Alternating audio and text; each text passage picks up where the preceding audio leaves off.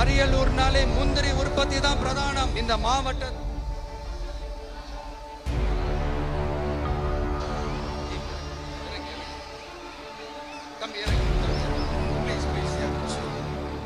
Hello brother sir, அவர் இறங்க சொல்லுங்க. கேக்குதா மை டியர் சிஎம் சார்? செய்வோம் செய்வோம் செய்வோம் செய்வோம்னு சொன்னாங்களே, செஞ்சாங்களா? சத்தமா சத்தமா? மை டியர், வேணாம் வேணாம் வேணாம். உங்களோட இந்த அன்பை விட, இந்த பாசத்தை விட, உங்களை விட எனக்கு இந்த உலகத்துல வேற எதுவுமே பெருசா தெரியல. என்னங்க பெரிய பணம் வேணுங்கிற அளவுக்கு பார்த்தாச்சு. அரசியலுக்கு வந்துதான் நான் பணம் சம்பாதிக்கணுமா என்ன? இதுக்கு முன்னாடி நம்ம மக்களை அதாங்க உங்க எல்லாரையும் பார்த்துட்டு போலான்னு வந்திருக்கிறேன். இங்க என்ன பார்க்க வந்திருக்கிற என்னுடைய அம்மாக்கள், அக்கா தங்கைகள், அண்ணன் தம்பிகள், நண்பர்கள், நண்பிகள், உங்க எல்லாரையும் பார்க்கும்போது மனசுக்குள்ள ஒன்னே ஒண்ணுதான் தோணுது. உங்களோட இந்த அன்புக்காக எவ்வளவு பெரிய உயரத்தையும், எவ்வளவு பெரிய வருமானத்தையும், எவ்வளவு பெரிய வசதியையும் தூக்கி எறிஞ்சிட்டு வரலாங்க. உங்களோட இந்த அன்பை விட, இந்த பாசத்தை விட, உங்களை விட எனக்கு இந்த உலகத்துல வேற எதுவுமே பெருசா தெரியல. ஒரு சாதாரணமா இருந்த ஒரு விஜய இந்த உயரத்துல தூக்கி வச்சு கொண்டாடிக்கிட்டு இருக்கிறீங்க. உங்க வீட்டுல ஒருத்தனாவே ஆக்கிட்டீங்க, உங்க சொந்தக்காரனாவே ஆக்கிட்டீங்க. என்னங்க பெரிய பணம் வேணுங்கிற அளவுக்கு பார்த்தாச்சு. அரசியலுக்கு வந்துதான் நான் பணம் சம்பாதிக்கணுமா என்ன? அதுக்கு கொஞ்சம் கூட அவசியமே இல்லை. எனக்கு எல்லாத்தையும் எல்லாமும் கொடுத்த உங்களுக்காக உழைக்கிறத தவிர எனக்கு வேற எந்த எண்ணமும் எந்த வேலையும் இல்லை. விஜய், விஜய் அண்ணா, விஜய் தம்பி, விஜய் தம்பி, நம்ம விஜய், நம்ம விஜய்ன்னு என்னடா இந்த விஜய் தனியாளா இருப்பான்னு பார்த்தா, எப்ப பாரு மக்கள் கடலோட மக்கள் கடலாவே இருக்கிறானேன்ட்டு இந்த எதிரிகளுக்கெல்லாம் தெரிஞ்சவன நம்மளை பத்தி கண்ணாபின்னான்னு பேச ஆரம்பிச்சிருக்கிறாங்க. அதாவது நான் மரியாதையா பேசினா கூட அதை தவறா எடுத்துக்கிறாங்கன்னா பாத்துக்கங்களேன். அதனால யார் என்ன சொன்னாலும் அறிஞர் அண்ணா அவர்கள் சொன்ன அந்த பஞ்சு தான், வாழ்க வசவாளர்கள் அப்படின்னு சொல்லிட்டு போயிட்டே இருக்க வேண்டியதுதான். நான் மதுரை மாநாட்டில் உங்க எல்லாரையும் நேர்ல சந்திக்க வரேன்னு சொல்லியிருந்தேன். அப்படி இன்னைக்கு உங்களுக்காக நம்மள மேலையும் கீழையும் ரொம்ப மோசமா ஆண்டுகிட்டு இருக்கிற பாசிச பாஜக அரசையும், பாய்சன் திமுக அரசையும் கேள்வி கேட்கறதுக்காக வந்திருக்கிறேன். இந்த பாஜக அரசு நம்மள கொஞ்ச நெஞ்ச கொடுமையாங்க செய்து பீகார்ல 65 லட்சம் வாக்காளர்கள் ஓட்டர் லிஸ்ட்லயே காணோமா. இது என்ன பெரிய விஷயம்? இதை தாண்டி இன்னொரு விஷயம் இருக்கு. இந்த எதிரி கட்சிகள்லாம் ரொம்ப சிம்பிளா சொல்ற மாதிரி சொல்லணும்னா, ஓட்டு திருட்டு, வீட்டு நம்பர் 0ன்னு போட்டெல்லாம் ஓட்டர் ஐடி கார்டு கொடுத்துருக்காங்கன்னா பாத்துக்காங்களேன். எவ்வளவு பெரிய ஒரு மோசமான வேலைகள்லாம் அவங்க செய்யறாங்கன்னு பாத்துக்கங்க. அடுத்து ஒன் நேஷன் ஒன் எலெக்ஷன், ஒரே நாடு ஒரே தேர்தல் 2029ல இவங்களோட ஆட்சி காலம் முடிய போகுதுன்றது எல்லாருக்குமே தெரிஞ்ச ஒரு விஷயம்தான். அதனால இந்த மாநில அரசுகள் எல்லாத்தையும் கலைச்சிட்டு எல்லாருக்கும் ஒட்டு மொத்தமா ஒரே நேரத்துல தேர்தல் வைக்கிற ஒரு ஐடியா. அப்பதானே ஒரே நேரத்துல இந்த தில்லு முள்ளு வேலைகள்லாம் ஈஸியா செய்ய முடியும். இதுக்கு பேர் என்னங்க? ஜனநாயக படுகொலை தானே. அடுத்து டீலிமிட்டேஷன், பார்லிமெண்ட் தொகுதிகள் மறுசீராய்வு. நம்ம சவுத் இந்தியாவை விட நார்த் இந்தியாவுக்கு அதிகமான பார்லிமெண்ட் தொகுதிகள் கிடைக்கிற மாதிரி ஒரு மோசடி வேலையை ஒன்று செஞ்சுக்கிட்டு இருக்கிறாங்க. இதைத்தான் டிவிகே முதலையே எதிர்த்தோம், இப்பவும் எதிர்க்கிறோம், இனிமேலும் எதிர்ப்போம். அதனால் இந்த SIR, one nation one election, delimitation, இதெல்லாம் எதிர்கட்சிகளை அழிக்கிறதுக்காக ரொம்ப ரொம்ப முக்கியமா நம்ம சவுத் இந்தியாவோட அந்த பவரை குறைக்கிறதுக்காக செய்யப்படுற ஒரு மோசடி வேலைகள். இது ஒட்டுமொத்த இந்தியாவுக்கும் பாஜக அரசு செய்யற ஒரு துரோகம். சரி, பாஜக அரசு தான் நமக்கு துரோகம் செய்யறாங்கன்னு பார்த்தா இங்க திமுக அரசு நம்மள நம்ப வச்சு ஏமாத்திக்கிட்டு இருக்கிறாங்க.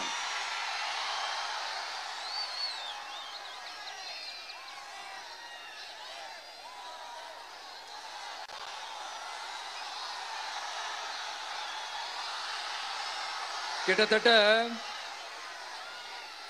நானு நீங்க எல்லாருமா சேர்ந்துதான் இவங்க நல்லது செய்வாங்கன்னு நினைச்சு தேர்ந்தெடுத்தோம். ஆனா நீங்க பாத்தீங்கன்னா, thank you, I love you, thank you thank you thank you. நீங்க பாத்தீங்கன்னா ஒரு 505 தேர்தல் வாக்குறுதிகளை நமக்கு தமிழ்நாட்டு மக்களுக்கு கொடுத்தாங்க. அதுல எத்தனை வாக்குறுதிகளை இந்த திமுக கவர்மெண்ட் நிறைவேற்றிருக்கு? முக்காவாசி வாக்குறுதிகளை கூட நிறைவேற்றாம எல்லாத்தையும் நிறைவேற்றிட்டோம் இப்படி கொஞ்சம் கூட மனசாட்சியே இல்லாம இப்படி கதை விடுறீங்களே மை டியர். வேணாம் வேணாம் வேணாம் வேணாம். உங்களுக்கு தான் ஆசையா பாசமா கூப்பிட்டா பிடிக்க மாட்டேங்குது. இப்படி கதை விடுறீங்களே மை டியர் சிஎம் சார்.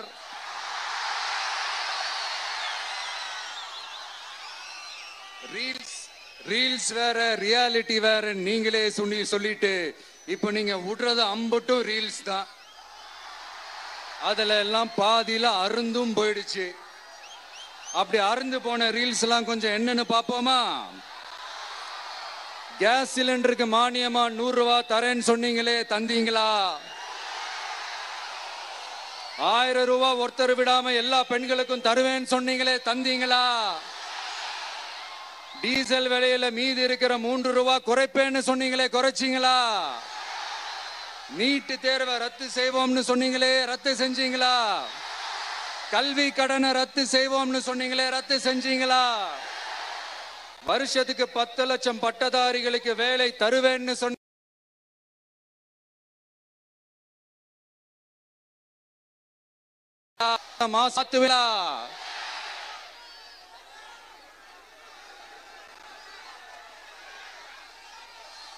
மீனவர்களை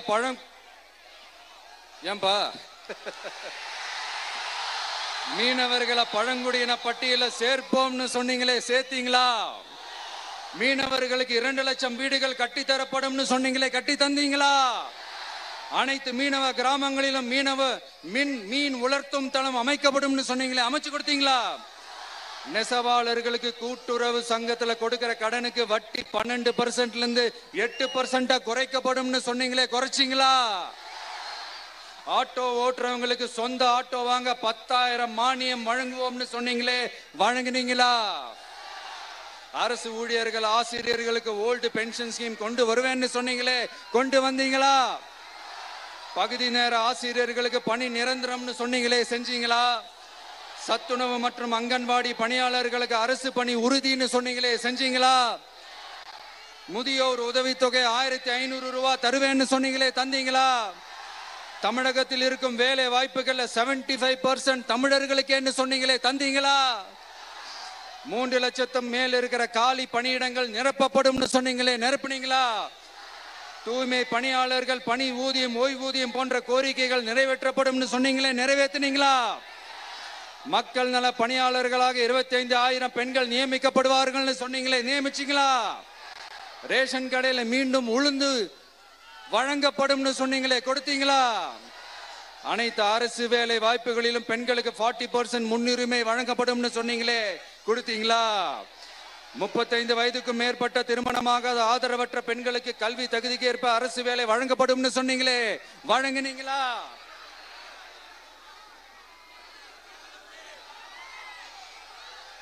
வகுப்பு வாரியத்தின் கோரிக்கைகள் பரிசீலிக்கப்பட்டு மேற்கொள்ளப்படும் சொன்னீங்களே, செஞ்சீங்களா?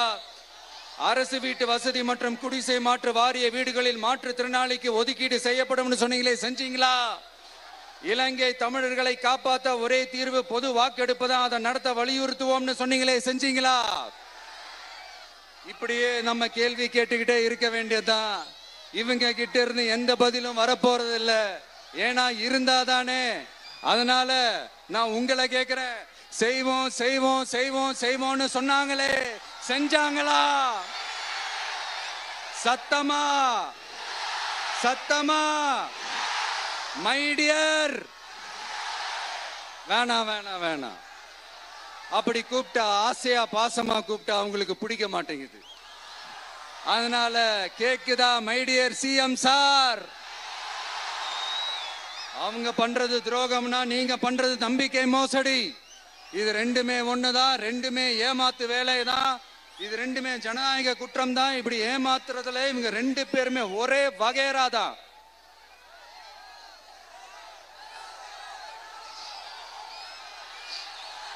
முந்தானேத்து வரைக்கும் ஒன்றிய பிரதமர், இப்ப இந்திய பிரதமர்.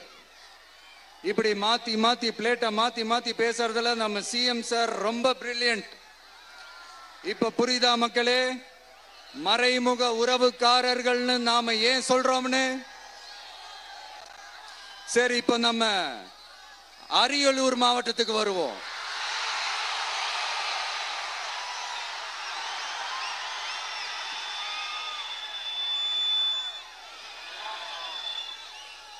தமிழகத்தோட வறட்சியான மாவட்டங்கள முதல் வரிசையில காலங்காலமா இருக்கிற மாவட்டம் தான் நம்ம அரியலூர் மாவட்டம்.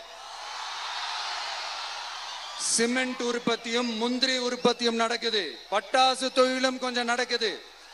ஆனா இங்க இருக்கிற இந்த தொழிலையாவது மேம்படுத்தலாம்னு இந்த கவர்மெண்ட் ஏதாவது யோசிக்குதான்னு கேட்டா ஜீரோ தான். சிமெண்ட் ஆலைகளால ஏற்படுற மாசுபாட்டுல இருந்து மக்களை பாதுகாக்க என்ன நடவடிக்கை எடுக்கப்பட்டிருக்குன்னு தெரியல. யுனெஸ்கோவோட உலக மரபு சின்னமாக அறிவிக்கப்பட்ட கங்கை கொண்ட சோழபுரம் கோயிலை முறையாக பராமரிக்கணும். ஜெயங்கொண்டத்தில் ராஜேந்திர சோழனுக்கு மணிமண்டபம் அமைக்கலையே ஏன்?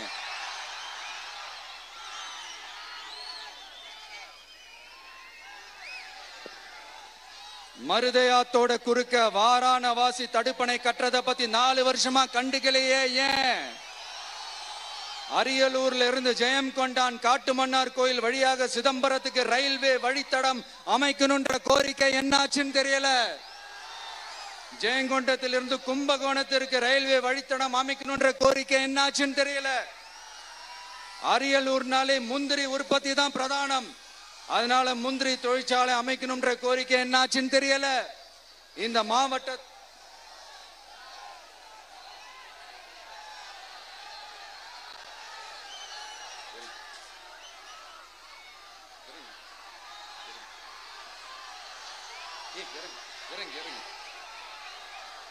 தம்பி இறங்கு, தம்பி இறங்கு, ப்ளீஸ் ப்ளீஸ் இறங்கு, இறங்குப்பா ப்ளீஸ். அண்ணா அது சாஞ்சி போயிடுச்சுண்ணா, இறங்க சொல்லிருங்கண்ணா. விஜயண்ணா சாஞ்சி போச்சுண்ணா, அது இறங்க சொல்லிருங்கண்ணா.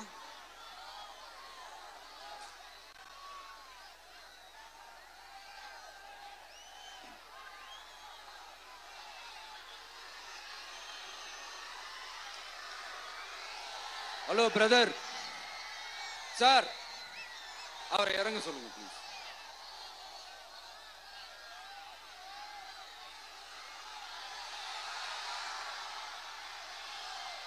இந்த மாவட்டத்தை சேர்ந்தவர் போக்குவரத்து அமைச்சராக இருந்தும் போதுமான பேருந்து வசதி இல்லையே ஏன்? என்னடா இவன் வந்ததுல இருந்து கேள்வியா கேட்கிறான், இவன் வந்தா என்ன செய்வான்னு கேக்குறீங்க அதானே? தீர்வை நோக்கி போறதும் தீர்வை காண்றதும் மட்டும்தான் நம்ம டிவிக்கோட லட்சியமே. நம்மளோட தேர்தல் அறிக்கையில இதுக்கான விளக்கத்தை ரொம்ப தெளிவா சொல்லுவோம். ஆனா அதுக்கு முன்னாடி அதை செய்வோம் இதை செய்வோம் இந்த பொய்யான வாக்குறுதிகள்லாம் எப்பவுமே கொடுக்க மாட்டோம். எது நடைக்கு சாத்தியமோ எது உண்மையோ அதை மட்டும்தான் கொடுப்போம். ஆனா அட் த சேம் டைம் மருத்துவம், குடிநீர், ரேஷன், கல்வி, அடிப்படை சாலை வசதி, மின்சாரம், இந்த மாதிரி அடிப்படை விஷயங்கள்ல நோ காம்ப்ரமைஸ். பெண்கள் பாதுகாப்புல, சட்டம் ஒழுங்கு பாதுகாக்கிறதுல நோ காம்ப்ரமைஸ். சிம்பிளா நம்மளுடைய விஷன் என்னன்னு சொல்லணும்னா, ஏழ்மை வறுமை இல்லாத தமிழகம், குடும்ப ஆதிக்கம் இல்லாத தமிழகம், ஊழல் இல்லாத தமிழகம், உண்மையான மக்களாட்சி, மனசாட்சி உள்ள மக்களாட்சி. கான்பிடண்டா இருங்க, நல்லதே நடக்கும், வெற்றி நிச்சயம். மீண்டும் சந்திக்கும் வரை நன்றி, வணக்கம்.